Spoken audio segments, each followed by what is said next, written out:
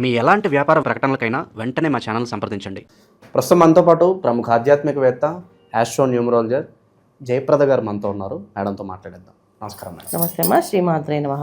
2026 విశేషంగా సింహరాశి వారి స్థితిగతులు ఏ విధంగా ఉండిపోతున్నాయి, ఎలాంటి పరిస్థితులు ఎదురవుతాయి అంటారు? సంవత్సరం మొత్తం కూడా ఎలాంటి జాగ్రత్తలు తీసుకోవాలి ఈ రాశి? తప్పకుండా 2026 సంవత్సర ఫలితాలు మనకి ఉగాది నుంచి చెప్పుకోవాలి. అయితే నూతన సంవత్సరం అనేది ఒక అందరికీ కుతూహలం ఉంటుంది. ఖచ్చితంగా చెప్పాలి, ఇయర్ మారగానే మన జీవితం మారుతుంది, లైఫ్ టర్నింగ్ అవుతుంది అని చెప్పేసి అందరికీ ఉత్సాహం ఉంటుంది.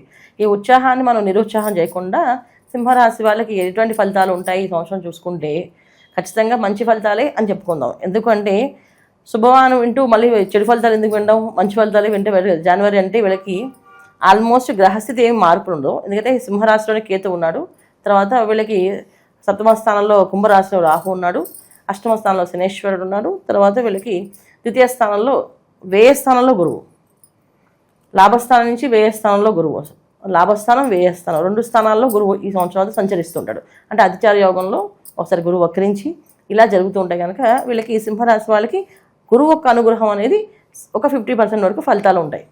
మిగతా 50% అనేది కాస్తంత వీళ్ళు చేసుకున్న పుణ్య కార్యక్రమాల మీద పుణ్యం మీద సంపాదించుకుంది వీళ్ళు కలిసి వస్తుంది. ఇది ఈ సింహరాశి వాళ్ళకి ఈ సంవత్సరంలో మనం తీసుకున్న గోచార ఫలితాలు.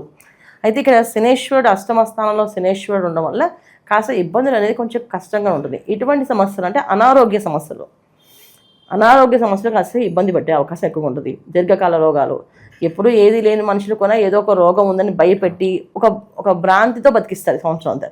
వాళ్ళకి ఏముండదు, కానీ టెస్టులు చేపిస్తే కూడా ఏముండదు, కానీ వాళ్ళకి ఓపిక ఉండకపోవడం, నీరసంగా ఉండడము, లేదా కళ్ళు తిరగడము, కొంతమందికి ఒక రకమైన కాయలు ఒంటి మీద వస్తాయి, ఇంత రావు కాయలు వస్తుంటాయి. ఈ కాయలు ఎందుకు వచ్చాయో తెలియదు వాళ్ళకి. దానివల్ల వాళ్ళు ఎన్ని టెస్టులు చేస్తే ఇవాళ రోజున మనకి హాస్పిటల్స్లో టెస్టులు చేసినా సరే డాక్టర్స్ తెలియదు కొన్ని వ్యాధులకి అసలు అది ఏ వ్యాధి, వాళ్ళు కూడా దాన్ని అనాలిసిస్ చేయాల్సిందే ఎందుకు వచ్చిందో అని చెప్పేసి.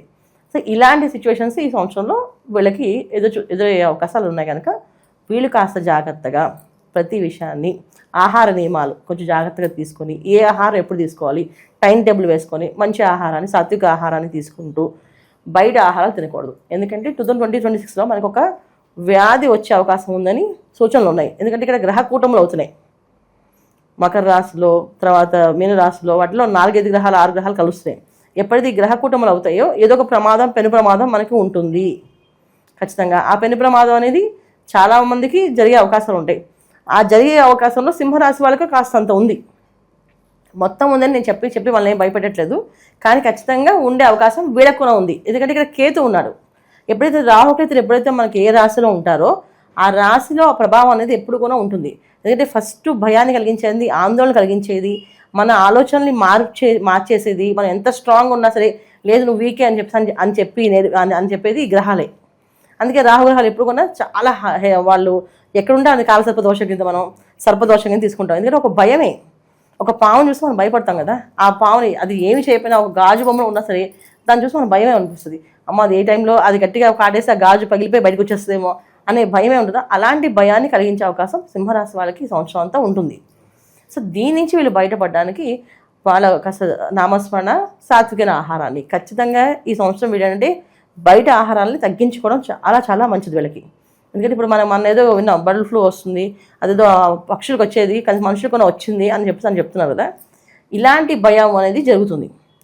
అంటే కరోనా లాంటి వ్యాధి వస్తుందని చెప్పట్లే, కానీ కాస్త ఏదో ఒక ప్రమాదాన్ని తెచ్చి భయపెట్టే సూచనలు అయితే మనకు కనిపిస్తున్నాయి.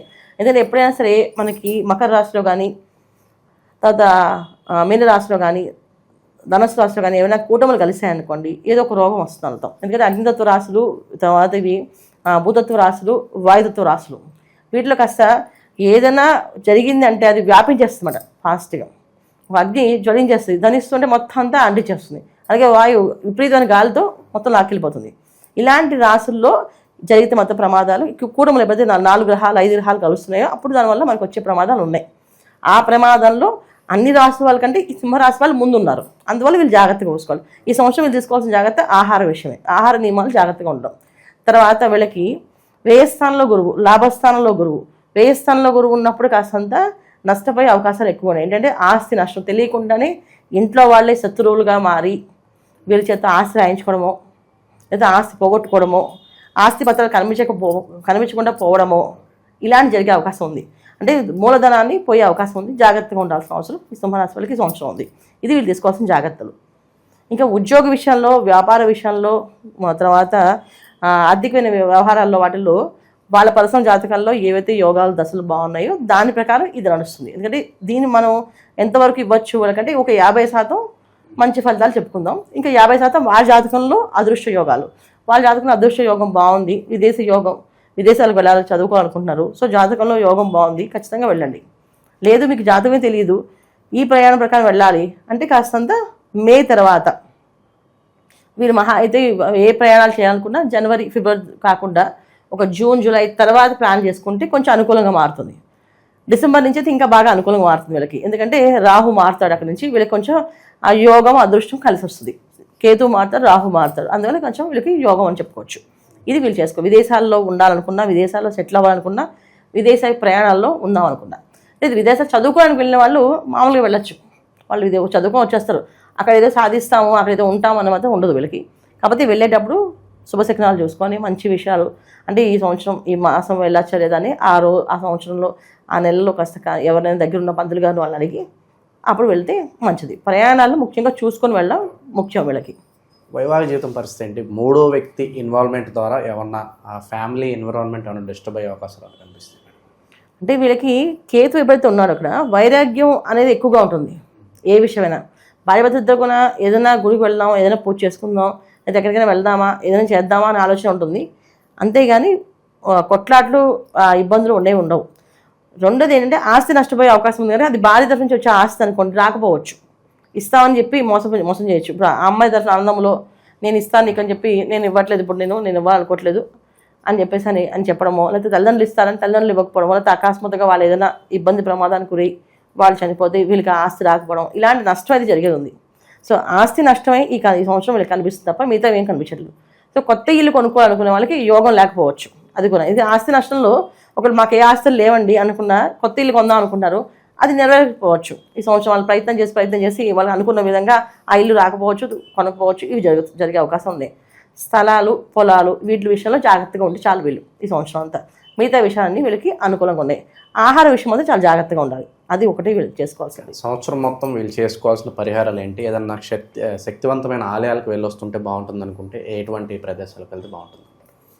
ఈ సంవత్సరం వీళ్ళు ఖచ్చితంగా రవి ఒక అనుగ్రహం కావాలి. రవి భగవాన్ని పూజించాలి. సింహరాశికి రవి అధిపతి.